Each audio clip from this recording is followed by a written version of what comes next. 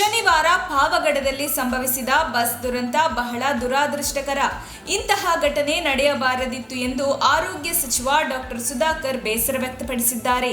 ಸೋಮವಾರ ತುಮಕೂರಿನ ಜಿಲ್ಲಾಸ್ಪತ್ರೆಗೆ ಭೇಟಿ ನೀಡಿದ ಆರೋಗ್ಯ ಸಚಿವರು ಪಾವಗಡ ಬಸ್ ದುರಂತದಲ್ಲಿ ಗಾಯಗೊಂಡ ಗಾಯಾಳುಗಳನ್ನು ಭೇಟಿಯಾಗಿ ಆರೋಗ್ಯ ವಿಚಾರಿಸಿದರು. ಇದೇ ವೇಳೆ ಪತ್ರಕರ್ತರೊಂದಿಗೆ ಮಾತನಾಡಿದ ಆರೋಗ್ಯ ಸಚಿವರು ಪಾವಗಡ ಬಸ್ ದುರಂತದಲ್ಲಿ 6 ಮಂದಿ ಮೃತಪಟ್ಟಿದ್ದು ಹಲವರು ಗಾಯಗೊಂಡಿರುವ ಬೇಸರದ ಸಂಗತಿ ಎಂದರು. ಇನ್ನು ಅಪಘಾತಕ್ಕೀಡಾಗಿರುವ ಬಸ್ನಲ್ಲಿ ಮಿತಿಗಿಂತ ಹೆಚ್ಚಿನ ಸಂಖ್ಯೆಯಲ್ಲಿ ಪ್ರಯಾಣಿಕರನ್ನು ಕರೆದೊಯ್ದಿರುವುದು ದುರಂತಕ್ಕೆ ಕಾರಣವಾಗಿದೆ ಎಂದು ಪ್ರಾಥಮಿಕ ತನಿಖೆಯಿಂದ ಮಾಹಿತಿ ಲಭ್ಯವಾಗಿದ್ದು, ಇದಕ್ಕೆ ಸಂಬಂಧಿಸಿದಂತೆ ಸಂಬಂಧಿಸಿದ ಅಧಿಕಾರಿಗಳೊಂದಿಗೆ ಚರ್ಚಿಸಿ ಕ್ರಮ ಕೈಗೊಳ್ಳಲಾಗುವುದು ಎಂದರು.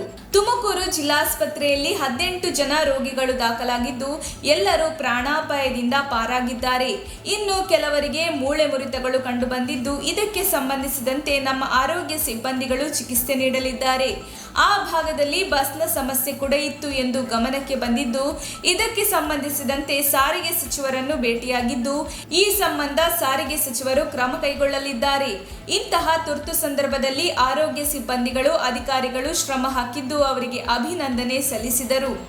ಇನ್ನು ಬೆಂಗಳೂರಿನ ವಿಕ್ಟೋರಿಯಾ ನಿಮಾನ್ಸ್ ಹಾಗೂ ಸಂಜಯ್ ಗಾಂಧಿ ಆಸ್ಪತ್ರೆಯಲ್ಲೂ ಸಹ ಉತ್ತಮ ವೈದ್ಯಕೀಯ ಚಿಕಿತ್ಸೆಯನ್ನು ಪಾವಗಡದ ಅಪಘಾತದಲ್ಲಿ ಗಾಯಗೊಂಡ ಗಾಯಾಳುಗಳಿಗೆ ಚಿಕಿತ್ಸೆ ನೀಡುವಲ್ಲಿ ವೈದ್ಯರು ಸೇರಿದಂತೆ ಎಲ್ಲ ಅಧಿಕಾರಿಗಳು ಉತ್ತಮವಾಗಿ ಸ್ಪಂದಿಸಿ ಸಮರೋಪಾದಿಯಲ್ಲಿ ಚಿಕಿತ್ಸೆ ನೀಡಿದ್ದಾರೆ ಎಂದರು.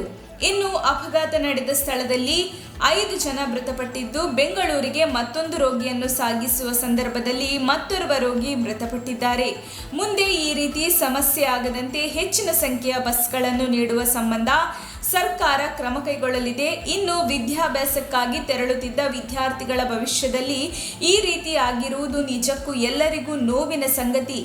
ಇಂತಹ ಘಟನೆಗಳಿಂದ ವಿದ್ಯಾರ್ಥಿಗಳನ್ನು ಕಳೆದುಕೊಳ್ಳುವುದು ಸರ್ಕಾರ ಹಾಗೂ ಪೋಷಕರಿಗೂ ನೋವು ತಂದಿದೆ. ಇಂತಹ ಘಟನೆಗಳು ನಡೆಯುತ್ತದೆ ಎಂದು ಯಾವುದೇ ಸರ್ಕಾರ ನಿರೀಕ್ಷೆ ಮಾಡುವುದಿಲ್ಲ.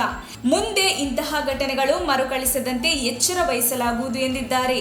ಇದೇ ಸಂದರ್ಭದಲ್ಲಿ ಜಿಲ್ಲಾ ಆರೋಗ್ಯಾಧಿಕಾರಿ ನಾಗೇಂದ್ರಪ್ಪ, ಜಿಲ್ಲಾ ಶಸ್ತ್ರಚಿಕಿತ್ಸಕ ವೀರಭದ್ರಯ್ಯ, ಡಾಕ್ಟರ್ ಚಂದನ್ ಸೇರಿದಂತೆ ಆರೋಗ್ಯ ಇಲಾಖೆಯ ಸಿಬ್ಬಂದಿ ಹಾಜರಿದ್ದರು.